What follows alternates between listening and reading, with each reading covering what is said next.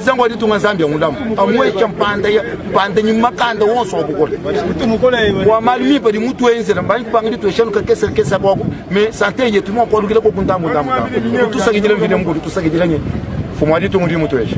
C'est l'histoire d'un géant minier qui renaît de ses cendres.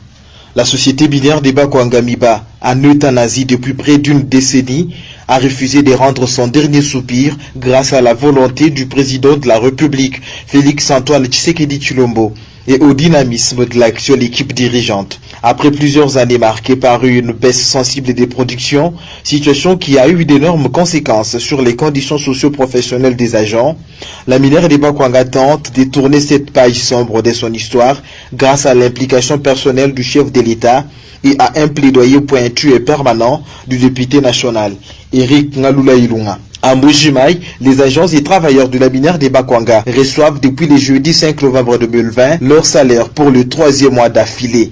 Cette opération de paye s'effectue sur plusieurs sites, entre autres au polygone minier, à Bonzola ou encore à la direction du personnel, sous un œil regardant des éléments de la PNC.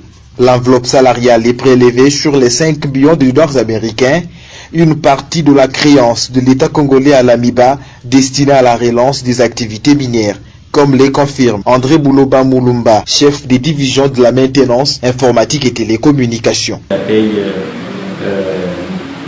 c'est une paye qui se réalise sur la créance qu'a l'État envers l'AMIBA, et cette créance a été liquidée en partie.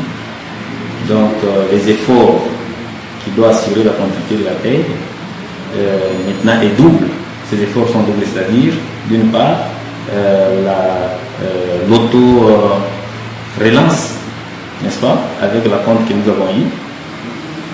La haute direction a fait un effort pour relancer la production avec le peu, et de l'autre côté, la haute direction vont poursuivre le solde de la créance pour pouvoir assurer la continuité de la paye et appuyer sur la production.